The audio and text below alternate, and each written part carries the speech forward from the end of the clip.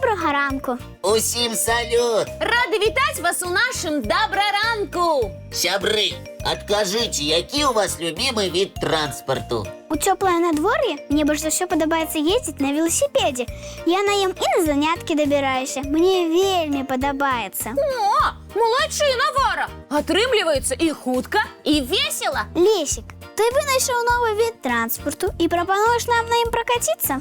Такая вынаходка у мяне сапраўды запланавана. Але пакуль я прапаную пацікавіцца, навошта малпы катаюцца верхам на оленях, як на таксі. Ого, де ти такое убачив, Лесик? У цирку? А вось і не. Цікавая з'ява адбываецца ў дзікай прыродзе.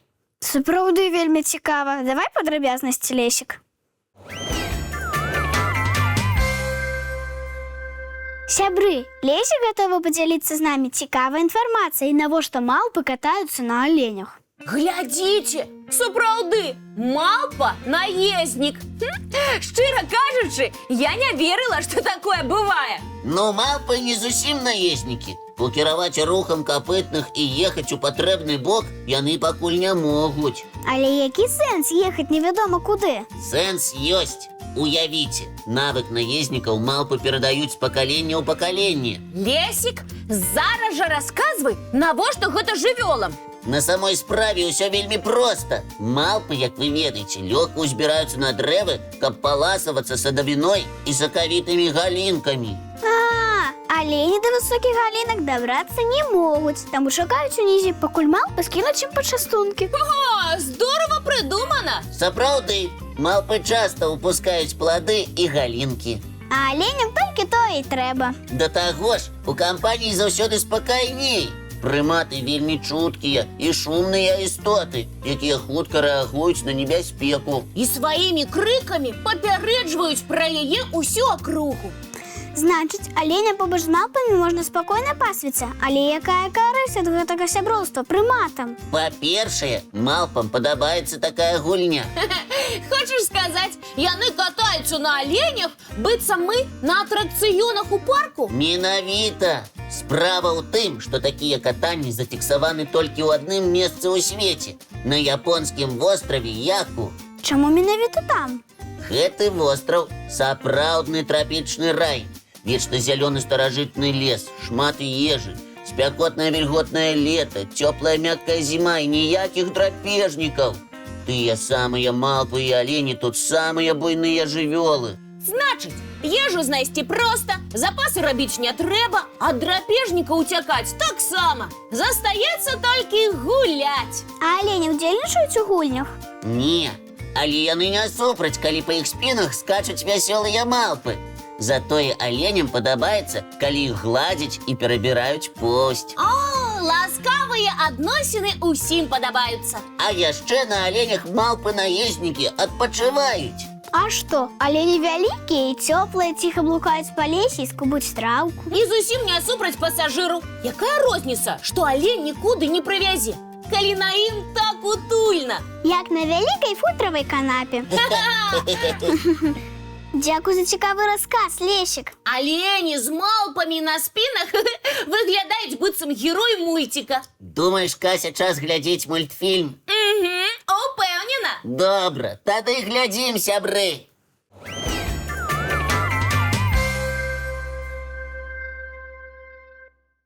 А зараз пытанне для тых, хто лічыць сябе знаўцамі дзікай прыроды. Для мяне, значыцца. Касечка, пачакай хваліцца, давай лепш паслухаем пытанне Лесика. Ці можаце вы адрозніць змяю ад яшчаркі? О, ну і пытанне. Можам. Не сумнявайся, разумнік. Ну-ну, тады давай зараз гэта праверым, Кася. Разам з тым пазнаёмімся з адной цікавай жыхаркай нашых лясоў.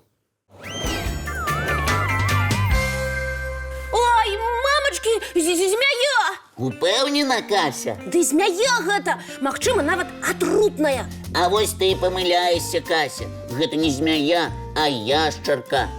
Не можа быць. Яшчаркі не такія. У іх ёсць лапкі. Уяві сабе, Кася, гэта бязногая яшчарка. Называецца яна вераценніца. Ну і ну, нечакана. А чаму у яе такая цікавая назва? Назва вераценніца паходзіць ад верацяна, выцягнутай прылады, з дапамогай якой у даўніну пралі тканіну. Зразумела. Лесік, а многія яшчаркі ўмеюць адкідваць хвост. І вераценніца не выключэнне. Калі ёй трэба выратавацца ад ворага, яна пакідае ў зубах ці кіпцюрах драпежніка свой доўгі і надзвычай крохкі хвост. І потым яна можа адрасціць новы? Так, Кася. А дзе можна ўбачыць гэтую цікавую яшчарку? Часцей за ўсё вераценніца сустракаецца ў зарасніках кустоў, на лугах, палях, але звычайна недалёка ад лесу. Цікава. Чаму я ніколі не бачыла гэтых яшчарак? Бо вераценніцы не вельмі любяць сустракацца з людзьмі. Яны хаваюцца ў гнілых пнях, пад паваленымі стваламі дрэў, у тоўшчы лясной подсцілкі. Там яны адпачываюць? Менавіта. А яшчэ ў гэтых яшчарак ёсць цікавая здольнасць. Яны ўмеюць рабіць норы. Ды ну! Як без лап можна выкапаць нору? Для гэтага вераценніцы свідруюць галавой мяккую глебу. Лесік, ты меў рацыю. Гэтую яшчарку я б не адрозніла ад змяі. Не толькі ты, Кася. На жаль, бывае, што людзі знішчаюць вераценніц, бо памылкова прымаюць іх за небяспечных змей. Бедныя. Тым часам гэтыя яшчаркі прыносяць вялікую карысць у садах і агародах. Цікава, якую? Яны палююць на слізнякоў, смаўжоў і іншых шкоднікаў. Лесік, а навошта гэтая бяскрыўдная яшчарка выглядае быццам сапраўдная небяспечная змяя? Для вераценніц гэта спосаб выжывання і абароны ад шматлікіх ворагаў. Цікавая яшчарка і такая сімпатычная. Лесік, а пра яе мульціка няма? Я, шчыра кажучы, такога не ведаю. Затое ведаеш многа іншых, не менш цікавых. Правільна! І адзін з іх можаш зараз уключыць. Добра, дзяўчынкі, угаварылі. Глядзім мультфільм, сябры.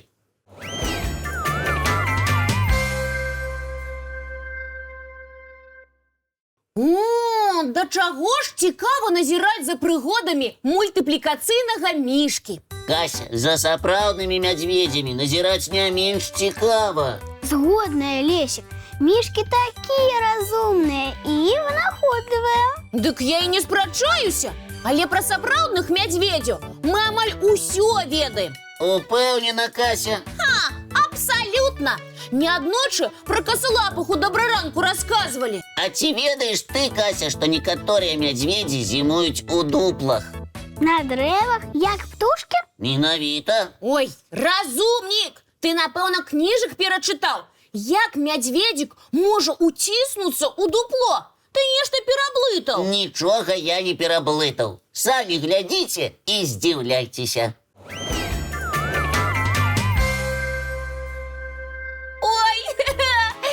Якія смешныя мішкі, быццам ажыўшыя мяккія цацкі. Гэта гімалайскія белагродыя альбо азіяцкія чорныя мядзведзі. Адны з самых незвычайных прадстаўнікоў сямейства мядзведжых.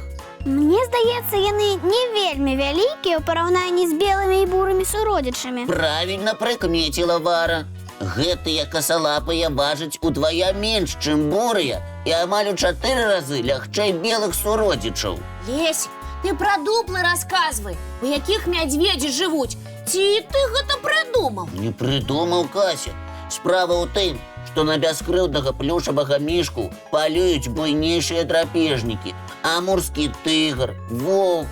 Адзінае месца, дзе касалапыя могуць схавацца, высокае дрэва. Бедныя мішкі. Не соладка ім прыходзіцца на дрэвах. Наадварот, Варачка, соладка. Звер лёгка залазіць на любую вяршаліну і абрывае спелыя плады і арэхі. Значыць, гімалайскія мядзведзі не драпежнікі? Амаль не. Іх рацыён на 85% раслінны. Ну і што?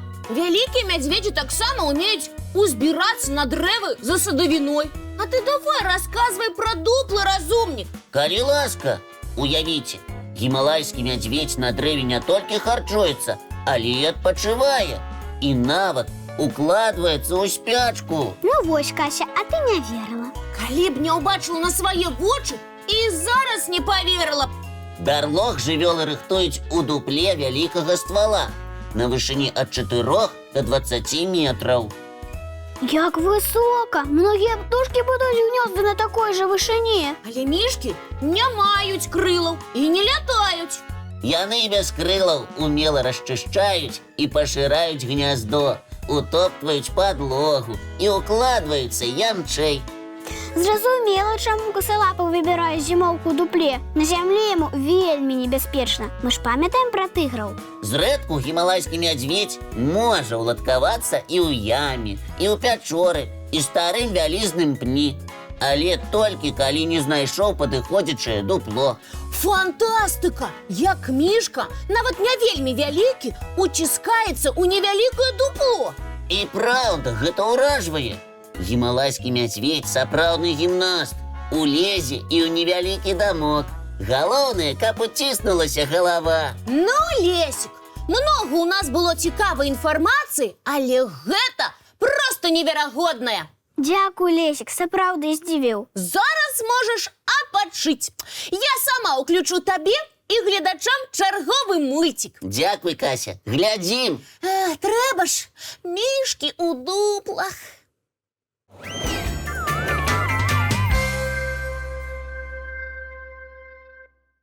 А зараз час развітвацца, бо, на жаль, час нашай праграмы выйшаў. Сябры, няхай сённяшні дзень пройдзе цудоўна. Карысна і паспяхова. А самае галоўнае, весела. А зараз нам засталося толькі дамовіцца пра наступную сустрэчу. Яна адбудзецца, як заўсёды, зранку У нашым добраранку! Хе-хей, не праспіце!